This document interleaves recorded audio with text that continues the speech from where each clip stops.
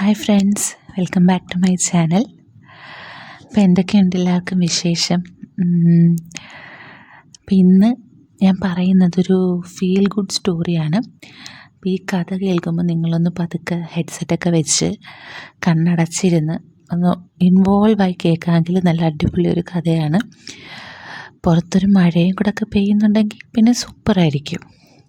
അപ്പോൾ കേൾക്കാം. എറണാകുളത്തെ ഒരു ഫ്ലാറ്റിൽ സമയം രാവിലെ 8 മണി. നല്ലൊരു പ്രഭാതത്തിൽ എൻ്റെ കല്യാണശേഷം ഭാര്യയുമായുള്ള ദാമ്പത്യ ജീവിതം സ്വപ്നം കണ്ട് മലർന്ന തല ഒരു സൈഡിലേക്ക് വെച്ച് കിടക്കുകയാണ് ഞാൻ. അതാ പെട്ടെന്നൊരു കിളിനാദം ചെവിയിലേക്ക് ഒഴുകിയെത്തി. ജിത്തേട്ടാ, ഒന്ന് എണീറ്റേ. എത്ര നേരമായി ഞാൻ വിളിക്കുന്നു. ജിത്തേട്ടാ, ഷോ. ഈ ശബ്ദത്തിനൊപ്പം മുതുകിൽ കൈകൾ കൊണ്ട് ചെറിയ ചെറിയ ഇടികൾ കിട്ടുന്നുണ്ട്. പ്രഭാത പുലരിയിൽ ഭാര്യ ഭർത്താവിനെ തട്ടി വിളിക്കുന്ന പോലെ. കുറച്ചു നേരം കൂടി ഉറങ്ങട്ടേടി പെണ്ണെ, എൻ്റെ ചക്കരയല്ലേ. സ്വപ്നത്തിൽ നിന്ന് പുറത്തു വരാതെ ചെറുപുഞ്ചിരിയോടെ ഞാൻ മറുപടി കൊടുത്തു. ആരോട്? സ്വപ്നത്തിലെ എൻ്റെ ഭാര്യയോട്. സാരിയൊക്കെ ഉടുത്ത് തലയിൽ ഈറനൊടുത്ത ഒരു സുന്ദരി. മുഖമത്ര വ്യക്തമല്ല, പക്ഷെ ചെറിയ പരിചയം തോന്നുന്നു. ഓ, ഈ കുരങ്ങനെ കൊണ്ട് ഞാൻ തോറ്റു. ഇപ്പോൾ ശരിയാക്കി തരാട്ടോ കള്ളച്ചേട്ടാ. വീണ്ടും അതേ കിളിനാദം. ഒപ്പം എൻ്റെ കവളിൽ ചെറിയ വേദന അനുഭവപ്പെടാൻ തുടങ്ങി. ഒപ്പം മേത്ത് ചെറിയ ഭാരവും തോന്നുന്നു. അനങ്ങുവാൻ പറ്റുന്നില്ല. പെട്ടെന്നൊരമ്മേ എന്ന വിളി കേട്ടു. എൻ്റെ ഭാര്യയല്ലേ. ഒരു ഉമ്മ താടി പെണ്ണെ നിൻ്റെ കെട്ടിയോന്. കവിളിൽ വീണ്ടും ഒരു കടിയാണ് അതിന് പകരം കിട്ടിയത്. ഞാൻ കണ്ണുകൾ തുറക്കുവാൻ അല്പം പാടുപെട്ടു. ചെറിയ വേദനയുമുണ്ട്. ഞാൻ കണ്ണുകൾ തുറക്കുവാൻ തുടങ്ങി. ഒപ്പം ഒരു കുടുകുടാ ചിരിക്കുന്ന ശബ്ദം കേട്ടു. എനിക്കങ്ങ് പൊളിഞ്ഞു. ഭാര്യയായാൽ ഇത്രയ്ക്ക് അഹങ്കാരമോ? അവളെ എൻ്റെ മേലിൽ നിന്ന് തള്ളി മാറ്റി ഒരെണ്ണം കൊടുക്കുവാൻ നോക്കിയപ്പോൾ എൻ്റെ കിളി പോയി. അടിക്കുവാൻ കൈ ഓങ്ങുന്നതിനൊപ്പം ഞാൻ കണ്ണുകൾ തുറന്നിരുന്നു. നീ എന്താ ഇവിടെ? ഞാൻ ബെഡിൽ നിന്ന് ചാടി ഇറങ്ങിക്കൊണ്ട് പറഞ്ഞു. സ്വപ്നത്തിലെ സുന്ദരിയായ ഭാര്യയെ കണ്ടുകിടന്ന ഞാൻ കണ്ണു തുറന്നു പെട്ടെന്ന് അമ്മുക്കുട്ടിയെ കണ്ടപ്പോൾ എൻ്റെ കിളി പോയി. പെട്ടെന്ന് എന്താ ചെയ്യണ്ടേ എന്ന പോലെയായി. അവളാണെങ്കിൽ ബെഡിലിരുന്ന് ചിരിക്കുന്നു. ഭാഗ്യം ഷോർട്സ് ഉണ്ടായിരുന്നു. വന്നത് വേറെ ആരുമല്ല, അമ്മു എന്ന ഓമനപ്പേരുള്ള ശ്രുതി ജയചന്ദ്രൻ, ഞങ്ങളുടെ അയൽവാസി. അച്ഛൻ്റെ കൂടെ ഒരുമിച്ച് ജോലി ചെയ്യുന്ന ജയചന്ദ്രൻ അങ്കിളിൻ്റെ മകൾ. എന്നേക്കാൾ 4 വയസ്സ് ഇളയതാണവൾ. ഇപ്പോൾ ഡിഗ്രി ഫൈനൽ ഇയർ BCom പഠിക്കുന്നു. അയ്യോ, എനിക്ക് വയ്യേ. അവൾ നിർത്താതെ പൊട്ടിച്ചിരിക്കുകയാണ് ദുഷ്ടത്തി. കണ്ണുകൾ പാതി അടച്ച് പൊട്ടി എന്നെ കൊല്ലുന്ന തരത്തിലുള്ള ആക്കിച്ചിരി. ഞാൻ ആകെ അയ്യടാ എന്നായി. ചമ്മി നാറി. ഇനി ചത്താ മതി എന്ന അവസ്ഥ. ഞാൻ അവളെ ദേഷ്യപ്പെട്ട് തുറിച്ചു നോക്കി. എൻ്റെ നോട്ടം കണ്ടിട്ടാവോ ആൾ പതിയെ ചിരി ഒതുങ്ങിയിട്ടുണ്ട്. എന്നാലും പൂർണ്ണമായും നിർത്തിയില്ല. ഇനി എന്നെ പരിചയപ്പെടുത്താം. ഞാൻ അജിത് ശങ്കർ. വലിയ കുഴപ്പമില്ലാത്ത മിഡിൽ ക്ലാസ് ഫാമിലിയിൽ ജനിച്ചു വളർന്ന ഒരു 25കാരൻ. 5 അടി 7 ഇഞ്ച് ഉയരം, ഇരുനിറം. ഇപ്പോൾ MBA കഴിഞ്ഞ് നിൽക്കുന്നു. ജോലിക്കായി എക്സാമുകൾ തുരുതുര എഴുതുന്നുണ്ട്. റെഡിയാവുമെന്ന് വിചാരിക്കാം. വീട്ടിൽ അച്ഛൻ, അമ്മ, ഞാൻ എന്നിവർ ഒരുമിച്ച് സുഖമായി ജീവിച്ചു പോരുന്നു. അച്ഛൻ ശങ്കർദാസ് എറണാകുളത്തുള്ളൊരു കമ്പനിയിൽ ജോലി ചെയ്യുന്നു. അമ്മ സുമ ഹൗസ് വൈഫാണ്. ഇവരുടെ ഒരേ ഒരു സന്തതിയാണ് ഞാൻ. തൃശ്ശൂർ അടുത്താണ് തറവാട്. അച്ഛന് ജോലി ഇവിടെ ആയതിനാൽ ഒരു 3 BHK ഫ്ലാറ്റിൽ താമസിക്കുന്നു. മുൻപ് കമ്പനി ക്വാർട്ടേഴ്സിലായിരുന്നു. പിന്നീട് അമ്മയുടെ പേരിൽ കുറച്ച് സ്ഥലമുണ്ടായിരുന്നു. അതും അച്ഛൻ്റെ വിഹിതവും വിറ്റ് 10 വർഷം മുമ്പ് ഈ ഫ്ലാറ്റ് വാങ്ങി. ഇനി ഞങ്ങളുടെ അയൽവാസികൾ ജയചന്ദ്രൻ അങ്കിളും ഫാമിലിയും.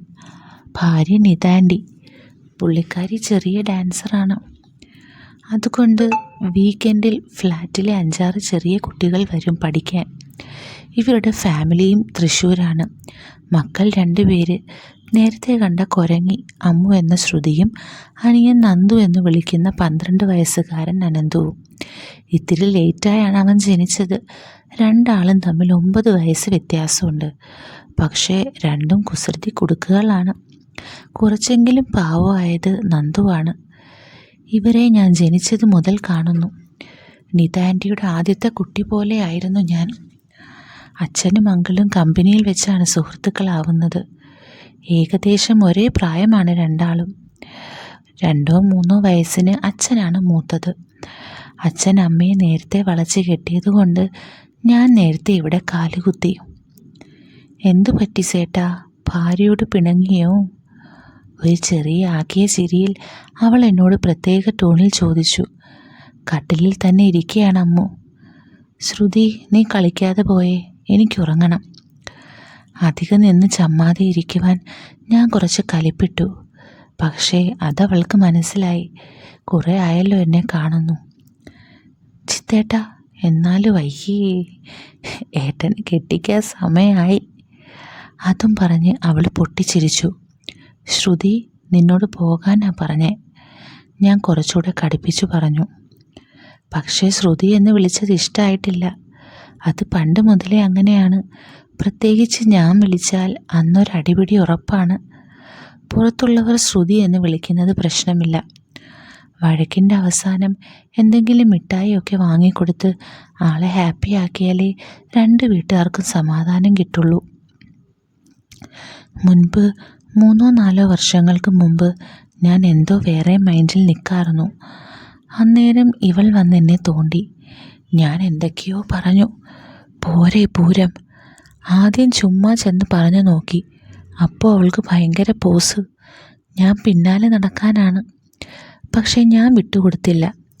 അങ്ങനെ നടക്കണമെങ്കിൽ അങ്ങനെ നടക്കട്ടെ എന്ന് കരുതി. പിന്നെ പറയണ്ട, വെടി പുക മയം. 2 വീണ്ടും തല കീഴായി നിർത്തിച്ചു. അവസാനം ജയൻ അങ്കിളും നിതാൻറ്റിയും വന്ന് എൻ്റെ കാല് പിടിച്ചു. ജിത്തൂട്ടാ മോനെ, അവൾ എന്തെങ്കിലും കുരുത്തക്കേട് കാണിച്ചാൽ നീ ഞങ്ങളെ വഴക്ക് പറഞ്ഞോ, വേണമെങ്കിൽ ഞങ്ങളെ തല്ലിക്കോ. അവളെ ഇങ്ങനെ വഷളാക്കിയത് ഞങ്ങളല്ലേ. എന്നാലും നീ അമ്മുവിനോട് മിണ്ടാതിരിക്കില്ലേടാ. ആൻറ്റി എന്നോട് ഒരപേക്ഷ പോലെ പറഞ്ഞു. കണ്ണൊക്കെ നിറയുന്നുണ്ടായിരുന്നു. അതിന് സഹിക്കാൻ പറ്റൂലടാ നീ പിണങ്ങിയിരിക്കുമ്പോൾ. അത്രയ്ക്ക് ജീവനാണ് നിന്നെ. അവളെക്കുറിച്ച് നീ എന്തെങ്കിലും നല്ലത് പറഞ്ഞാലോ, എന്തിന് ഒരു മിഠായി കടലാസ് കൊടുത്താലോ അതിന് സ്വർഗം കിട്ടിയ പോലെയാണ്. പിന്നെ ഞങ്ങളെ പോരു കുത്തും. എൻ്റെ ആ ചിത്തേട്ടൻ എന്നെ മാത്രം ഇഷ്ടമുള്ളൂ കണ്ടോ എന്നൊക്കെ പറയും. ആൻറ്റി തുടർന്ന് പറഞ്ഞു. എനിക്കന്നേരം ഒരുപാട് സങ്കടമായി. ഇത്രയും എന്നെ അവൾ സ്നേഹിക്കുന്നുണ്ടോ എന്നൊക്കെ ഞാൻ അപ്പോഴാണ് അറിഞ്ഞത്. കേട്ട് നിന്ന അമ്മയുടെയും കണ്ണുകൾ നിറഞ്ഞു. ഞാൻ അങ്ങനെ നിൽക്കുമ്പോൾ അമ്മ പറഞ്ഞു, എടാ എന്തെങ്കിലും പറഞ്ഞ് അതിനെ ഒന്ന് റെഡിയാക്കി എടുക്കടാ. 2 ദിവസം മര്യാദയ്ക്ക് ഭക്ഷണം പോലും കഴിച്ചിട്ടില്ല. ജയനങ്ങൾ എൻ്റെ തോളത്ത് കൈവച്ച് പറഞ്ഞു. പിന്നെ ഒന്നും നോക്കിയില്ല. നേരെ ചെന്ന് 2 ഇടിയും തൊഴിയും വാങ്ങി ഒരു കടിയും കിട്ടി. കുറച്ച് പിച്ചലും മാന്തലും ഒക്കെയായി. അവസാനം കെട്ടിപ്പിടിച്ച് കരഞ്ഞ് കുളമാക്കി സോറി പറച്ചിൽ. പിന്നെ ഞങ്ങളൊന്ന് പുറത്തു പോയി 2 മിഠായി ഐസ്ക്രീമൊക്കെ വാങ്ങി വന്നപ്പോൾ ആൾ റെഡിയായി. ഇപ്പോഴും അതിനൊരു മാറ്റവുമില്ല. അപ്പോൾ ചിത്തേട്ടൻ ഇന്നലെ എന്നെ കോളേജിൽ കൊണ്ടാക്കാം എന്നൊക്കെ പറഞ്ഞതല്ലേ. ചേട്ടൻ എഴുന്നേറ്റില്ല എന്ന് സുമാൻറ്റി പറഞ്ഞപ്പോൾ ഞാൻ വിളിക്കാൻ വന്നതാ. ദേ ഇന്ന് ഫ്രഷേഴ്സ് ഡേ ആണ് കേട്ടാ. ചേട്ടൻ പ്രോമിസും ചെയ്തതാ, വന്നില്ലെങ്കിൽ കൊല്ലും ഞാൻ. അമ്മു അല്പം പരിഭവത്തോടെ പറഞ്ഞു. അതൊക്കെ അന്നേരം പറഞ്ഞതല്ലേ, എനിക്കെങ്ങും വയ്യ. നീ എന്നും ബസ്സിലല്ലേ പോകുന്നേ, ഇന്നിപ്പോൾ എന്താ? അങ്ങനെ തന്നെ പോയാൽ മതി, എനിക്ക് വേറെ പണിയുണ്ട്. ഞാൻ അല്പം പുച്ഛത്തോടെ പറഞ്ഞു. അത് മതിയല്ലോ അവിടെ പൂത്തിരി കത്താൻ. മുഖം ചുമന്ന് കത്തുന്നു. ഉണ്ടക്കണ്ണ് തുറുപ്പിച്ച് എന്നെ നോക്കി പേടിപ്പിച്ചു. ഇവളെ ഇങ്ങനെ കാണാനും നല്ല ഭംഗിയാണ്. എൻ്റെ സ്ഥിരം ഹോബിയുമാണ് ഈ കാഴ്ച കാണുന്നത്. ദേ ചിത്തേട്ടാ, വന്നില്ലേ ഞാൻ അങ്കിൾ വരുമ്പോൾ പറഞ്ഞു കൊടുക്കും. പെണ്ണ് കൈ ചൂണ്ടി കലിപ്പിൽ പറഞ്ഞു നിർത്തി. ഇപ്പോൾ നിന്ന് ചമ്മിയാ നാണം കെടും. അതിലും നല്ലത് കലിപ്പാണ്. ശ്രുതി, നീ ഒന്ന് പോയി തരുമോ? ഒരാളുടെ മുറിയിലേക്ക് കയറി വരുമ്പോൾ ഒരു മാന്യത കാണിച്ചൂടെ നിനക്ക്? വളർന്നിത്ര വലിയ പെണ്ണായില്ലേ നീ? ഇപ്പോഴും ചെറിയ കുട്ടിയാണെന്നാണ് വിചാരം. അതുകൂടി പറഞ്ഞപ്പോൾ ആളുടെ കാറ്റുപോയി. ഭദ്രകാളി മോഡ് ഓണായെന്ന് തോന്നുന്നു. പെട്ടെന്ന് അമ്മു ചാടി എഴുന്നേറ്റ് എൻ്റെ അടുത്ത് നിറകണ്ണുകളോടെ വന്ന് എന്നെ കൈകൊണ്ട് തള്ളി നീക്കി. ഞാൻ ചെറുതായി ഒന്ന് പിന്നോക്കം പോയി. ആൾ അപ്പോഴേക്കും വാതിൽ കൊട്ടിയടച്ച് സ്ഥലം വിട്ടു. ഇനി ബാക്കി എന്താവുമോ എന്തോ. ഞാൻ 2 മിനിറ്റ് കഴിഞ്ഞ് ആലോചിച്ച് വേഗം പുറത്തിറങ്ങി. ഹാളിലേക്ക് ചെന്നപ്പോൾ എൻ്റെ മാതാജിയുടെ തോളിൽ കിടന്ന് മൂങ്ങുന്നുണ്ട്. എന്നെ കണ്ട ഉടനെ കലങ്ങിയ കണ്ണുമായി ഒരു നോട്ടം. ഞാൻ കത്തിപ്പോയ പോലെയായി. നിലത്ത് ലാവ് പോലെ പൊള്ളുന്നു. അത്രയ്ക്ക് തീക്ഷ്ണതയേറിയ അമ്മുക്കുട്ടിയുടെ നോട്ടം. മോള് ചെന്ന് റെഡി ആയിക്കോട്ടാ. മോളുടെ ചേട്ടൻ വന്നോളും. മോള് ചെല്ല്. കണ്ണൊക്കെ തുടച്ച് നല്ല സുന്ദരി കുട്ടിയാവ്. പുതിയ പിള്ളേരൊക്കെ ഞെട്ടട്ടെ വല്യമ്മയുടെ അമ്മൂസിനെ കണ്ടിട്ട്. അമ്മ അവളെ ചേർത്ത് പിടിച്ച് താലോചിച്ച് ഉമ്മ വെച്ചുകൊണ്ട് പറഞ്ഞു. അമ്മു തിരിച്ച് അമ്മയ്ക്കും ഒരു ഉമ്മ കൊടുത്ത് എന്നെ നോക്കി കൊഞ്ഞനം കുത്തി കാണിച്ച് മെയിൻ ഡോറ് തുറന്ന് അവരുടെ ഫ്ലാറ്റിലേക്ക് പോയി. എന്താ ചിത്തു ഇത്? കൊച്ചു പിള്ളേരെ പോലെ അതിനോട് തല്ലു പിടിക്കാൻ നിനക്ക് നാണാവില്ലേ? അമ്മയുടെ ചെറിയ പുച്ഛം. അമ്മ ഇതെന്തോന്നാ എപ്പോഴും അവളുടെ സൈഡ്? ഒരു കൊമ്മു കുരങ്ങി. ഞാൻ പോയി ഉറങ്ങട്ടെ. ഞാൻ തിരിച്ചടിച്ചു. എടാ ചെക്ക, നിനക്ക് നല്ലത് കിട്ടും എൻ്റെ എന്ന്. പോയി അതിനെ കൊണ്ടാക്ക്. അവൻ ഉറങ്ങണം പോലും. സമയം 8 അമ്മയുടെ അതിലും വലിയ മറുപടി. ആ ശരി ശരി. ചെറിയൊരു ചിരിയോടെ ഞാൻ പറഞ്ഞു. പ്രഭാത കർമ്മങ്ങൾക്കായി പോയി. എല്ലാം കഴിഞ്ഞ് ഒരു വൈറ്റ് ടീഷർട്ടും നീല ജീൻസും ഷൂസും ഇട്ട് റൂമിന് വെളിയിൽ വന്നു. ഡൈനിങ് ടേബിളിൽ ബ്രേക്ക്ഫാസ്റ്റ് ഉണ്ട്. ഇടിയപ്പവും മുട്ടക്കറിയും കഴിച്ച് ഞാൻ എഴുന്നേറ്റു. ഡാ, നിനക്ക് പറ്റിയ ഏതെങ്കിലും കുട്ടിയെ കണ്ടാ കൊണ്ടുവന്നേക്ക് കേട്ടാ. അമ്മ സ്ഥിരം നമ്പർ അടിച്ച് എന്നെ ഇളക്കി. ഓ ഇളക്കല്ലേ, ഞാൻ പോട്ടെ. ഇനിയും വൈകിയ യക്ഷി ഇങ്ങോട്ട് വരും. അതും പറഞ്ഞ് ഞാൻ പുറത്തേക്കിറങ്ങി. ഇറങ്ങിയ വഴി നിതാൻ്റെ വാതിലിൽ നിൽക്കുന്നു. ആ ജിത്തു ഇറങ്ങിയോ? ഞാൻ അങ്ങോട്ട് വരാൻ നിൽക്കായിരുന്നു. ആൻറ്റി ചെറിയൊരു പുഞ്ചിരിയോടെ ആശ്വാസത്തോടെയും പറഞ്ഞു. എവിടെയാ കുരങ്ങി? ഇന്ന് 2 കൊടുത്തിട്ടേ കാര്യമുള്ളൂ. ഞാൻ ജീൻസ് ചെറുതായി വലിച്ചു കയറ്റിക്കൊണ്ട് പറഞ്ഞു നടന്നു. എൻ്റെ പൊന്നു ചിത്തൂട്ട, ചതിക്കല്ലേ. നിന്നെ വിളിക്കാൻ തുള്ളിച്ചാടി ഇറങ്ങിപ്പോയ പെണ്ണാണ്. മോൻ എന്തോ പറഞ്ഞു എന്ന് പറഞ്ഞ് അവിടെ കിടന്ന് മൂങ്ങുന്നുണ്ട്. ഞാൻ ചോദിച്ചപ്പോൾ എൻ്റെ മെക്കിട്ട് കയറി. അതുകൊണ്ട് മോനെ വിളിക്കാൻ വന്നതാ. അകത്തേക്ക് കയറുമ്പോൾ ആൻറ്റി എന്നോടായി പറഞ്ഞ് ചിരിച്ചു. ആൻറ്റിയുടെ കഥ പറച്ചിൽ കേൾക്കാൻ എനിക്ക് ഭയങ്കര ഇഷ്ടമാണ്. ചെറുപ്പത്തിൽ ഒരുപാട് കഥയൊക്കെ പറഞ്ഞു തന്നിട്ടുണ്ട്. ഞാൻ അകത്തേക്ക് കയറി. നന്ദൂട്ടൻ സ്കൂളിൽ പോയെന്ന് തോന്നുന്നു. അതിൻ്റെ ഒരംഗം വിട്ട് ഇവിടെ കാണുന്നുണ്ട്. അമ്മുൻ്റെ റൂമിലേക്ക് പതിയെ തലയിട്ട് നോക്കി. ഒരു കരിനീല കുർത്തിയും വെള്ള ലെഗിൻസും ഇട്ട് ബെഡിൽ കമഴ്ന്ന് കിടന്ന് പതിയെ ഏങ്ങലടിക്കുന്നുണ്ട്. വാതിൽക്കലേക്ക് നോക്കിയാണ് കിടക്കുന്നത്. കണ്ണൊക്കെ നിറഞ്ഞു ചുമന്നുണ്ട്. ഞാൻ വരുന്നത് കണ്ട ഉടനെ തല തിരിച്ചു കിടന്നു. ഒരു കള്ളച്ചിരി ഉണ്ടായോ എന്ന് ചെറിയ സംശയമില്ലാതില്ല. ഞാൻ റൂമിലേക്ക് കയറി ബെഡിനരികിലായി നിന്നു. ഡി കൊരങ്ങി എന്ന് വിളിച്ചുകൊണ്ട് അമ്മൂനൊരു തട്ട് കൊടുത്തു. മിണ്ടാട്ടമില്ല. മര്യാദയ്ക്ക് എഴുന്നേറ്റ് റെഡിയായിക്കേ, ഞാൻ കൊണ്ടാക്കിത്തരാം എന്ന് പറഞ്ഞതും എന്നെ ആരും കൊണ്ടാക്കണ്ട, ഞാൻ ബസ്സിന് പൊക്കോളാം. എനിക്ക് വേണ്ടി ആരും ബുദ്ധിമുട്ടണ്ട. ഏട്ടൻ പോയി കിടന്നുറങ്ങിക്കോ. അത്രയും പറഞ്ഞിട്ട് അനങ്ങാതെ കിടന്നു. ഇവളെ കൊണ്ട് ഞാൻ തോറ്റു. ഞാൻ മെല്ലെ ബെഡിലേക്ക് ഇരുന്നു കൊണ്ട് പറഞ്ഞു. ശേഷം മെല്ലെ അമ്മൂൻ്റെ സൈഡിൽ തലയ്ക്ക് കൈകൊടുത്ത് ചെരിഞ്ഞു കിടന്നു. അമ്മൂസ്. അനക്കമില്ല. അമ്മൂസേ, എന്തോ പറ്റി എൻ്റെ ചക്കരയ്ക്ക്? ഏട്ടൻ്റെ പൊന്നല്ലേ, എഴുന്നേറ്റേ, നോക്കട്ടെ ഏട്ടൻ. അത് പറഞ്ഞുകൊണ്ട് അവളുടെ തലയിൽ നിന്ന് താഴേക്ക് മുടിയിലൂടെ തലോടി. ഇപ്പോൾ പെണ്ണിൻ്റെ ഏങ്ങൽ നിന്നിട്ടുണ്ട്. ചെറുതായി മൂക്ക് വലിച്ച് സൗണ്ട് ഉണ്ടാക്കുന്നുണ്ട്.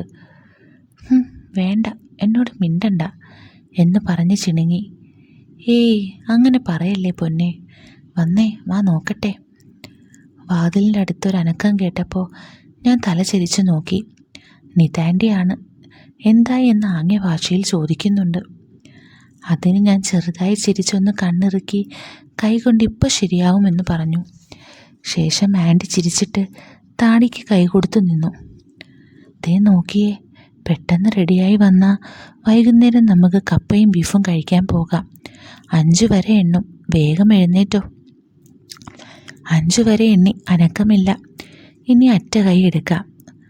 അമ്മുക്കുട്ടാ, ദേ നോക്കിയേ. ഞാൻ അവളുടെ അപ്പുറത്തെ സൈഡിൽ വന്ന് തലയ്ക്ക് കൈ കൊടുത്ത് കിടന്ന് ഒരു കൈ കൊണ്ട് അവളുടെ മുഖം എൻ്റെ നേരെ ആക്കിക്കൊണ്ട് പറഞ്ഞു. കണ്ണൊക്കെ ചോര നിറവായി. ഈ പെണ്ണ് നിസ്സാര കാര്യത്തിനിങ്ങനെ. ഇനി ഇതിനെ കെട്ടിച്ചു വിടുമ്പോൾ എന്താവും ഈശ്വര. ആ ചെക്കൻ്റെ വിധി ഞാൻ മനസ്സിലോർത്തു. ഏട്ടൻ്റെ ബെസ്റ്റ് ഫ്രണ്ട് ആരാ? ആരാ? ആരാ? ഞാൻ അവളുടെ കണ്ണിലേക്ക് നോക്കി ചോദിച്ചു. ഒപ്പം എൻ്റെ ഇടം കൈ കൊണ്ട് അമ്മുവിൻ്റെ തലയിൽ മൃദുവായി തലോടി. കണ്ണ് വീണ്ടും നിറഞ്ഞൊഴുകി. ഞാൻ ചെറുതായി ചിരിച്ച് പുരുകം കാണിച്ചിട്ട് പറയാൻ പറഞ്ഞു. അമ്മു. വളരെ നേർത്ത ശബ്ദത്തോടെ കണ്ണുകൾ ചെറുതായി ചിമ്മിക്കൊണ്ട് പറഞ്ഞു. ഒപ്പം മുഖം വിടർന്നു നിന്നു. ചെറിയ നാണമൊക്കെ. ഓക്കെ, അപ്പോൾ അമ്മുവിൻ്റെ ബെസ്റ്റ് ഫ്രണ്ട് ആരാ? ഞാനും ചെറിയ നാണം മുഖത്ത് വരുത്തി പുരുകൻ 2 തവണ പൊക്കിക്കൊണ്ട് ചോദിച്ചു. എൻ്റെ ജിത്തേട്ടൻ. അമ്മുവിൻ്റെ മുഖം അങ്ങ് പൂത്തുലഞ്ഞു. നാണം കൊണ്ട് അവൾ കൈകൊണ്ട് മുഖം മറച്ചു.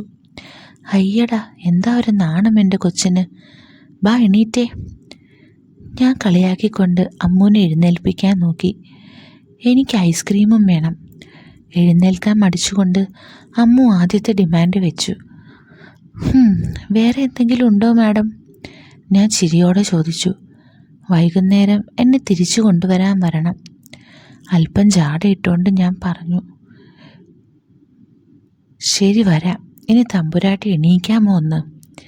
കഴിഞ്ഞോ എന്നറിയാൻ ഞാനൊന്ന് ചോദിച്ചു. കഴിഞ്ഞിട്ടില്ല. വീണ്ടും ഒരു തുറച്ചുനോട്ടം. ചെറിയ ചിരി ഇല്ലാതില്ല. ഇനി എന്ത് എന്ന ഭാവത്തിൽ ഞാൻ അത്ഭുതപ്പെട്ടു. ഇനി എന്നെ ആവശ്യമില്ലാതെ വഴക്ക് പറയാൻ പാടില്ല. പറഞ്ഞാൽ ഞാൻ പറയുന്നത് ചെയ്യണം. ആണി അടിക്കുന്നത് പോലെ അമ്മു മാഡത്തിൻ്റെ അവസാനത്തെ ആജ്ഞ. ഓ, സമ്മതിച്ചിരിക്കുന്നു. ഇനി തമ്പുരാട്ടി ഒന്ന് എഴുന്നേറ്റാട്ടെ. ഞാൻ തൊഴുതുകൊണ്ട് സമ്മതിച്ചു. ഇപ്പോൾ തർക്കിക്കാൻ നിന്നാൽ ആകെ പ്രശ്നമാവും. ഇവളുടെ കുറുമ്പ് സഹിക്കുക തന്നെ. വേറെ ആരുടെയും അടുത്ത് ഇങ്ങനെ ഒരു സ്വഭാവം അവൾക്കില്ല എന്ന് ഞാൻ ഓർക്കുമ്പോൾ എനിക്ക് അത്ഭുതമായിരുന്നു.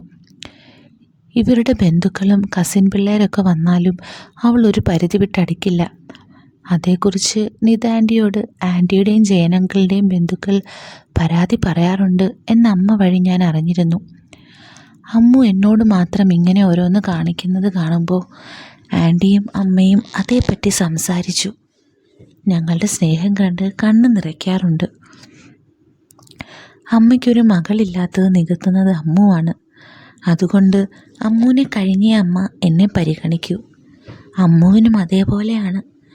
വല്യമ്മ എന്ന് പറഞ്ഞാൽ ജീവനാണ് അവൾക്ക്. എന്തുണ്ടെങ്കിലും വല്യമ്മയോട് പറയാൻ അവൾ ഒരിക്കലും മറക്കാറില്ല. എന്നോട് പിന്നെ ചെറുപ്പം തൊട്ടേ എല്ലാം വന്ന് ആദ്യം പറഞ്ഞ് കേൾപ്പിക്കുന്നത് കൊണ്ട് ശീലമായി. കേട്ടില്ലെങ്കിൽ പണിയാണ്. ഇതൊക്കെ ആലോചിച്ച് കുറുമ്പിയെ ഒരു നോക്ക് നിന്നുപോയി. അവൾ ബെഡിൽ നിന്ന് എഴുന്നേറ്റ് മുടി ഒതുക്കിക്കൊണ്ട് എന്നോട് എന്താ എന്ന് കണ്ണുകൊണ്ട് കാണിച്ചു. ഞാൻ ഒന്നുമില്ല എന്ന് തോളുകൊണ്ട് അനക്കി പറഞ്ഞതും അമ്മു ചുണ്ടുകൊണ്ട് ഇരുവശത്തെ കനക്കി ഗോഷ്ടി കാണിച്ച് റൂമിൽ നിന്ന് ബാൽക്കണിയിലേക്ക് പോയി. ഞാൻ അന്നേരം ക്രീം കളർ ചുരിദാറും വെള്ള ലെഗിൻസും ഇട്ട് മുടിയാട്ടി മന്ദം മന്ദം നടന്നു പോകുന്ന 21 വയസ്സായ കുറുമ്പിയെ നോക്കി നിന്നു. അപ്പം എങ്ങനെയുണ്ട് ഈ സ്റ്റോറി? എല്ലാവർക്കും ഇങ്ങനത്തെ സ്റ്റോറീസും ഇഷ്ടമല്ലേ? അപ്പോൾ ഇതിൻ്റെ സെക്കൻഡ് പാർട്ട് ഉടനെ കാണും. അപ്പോൾ എല്ലാവരും ചാനലൊന്ന് സബ്സ്ക്രൈബ് ചെയ്യണം. With love, Aleena.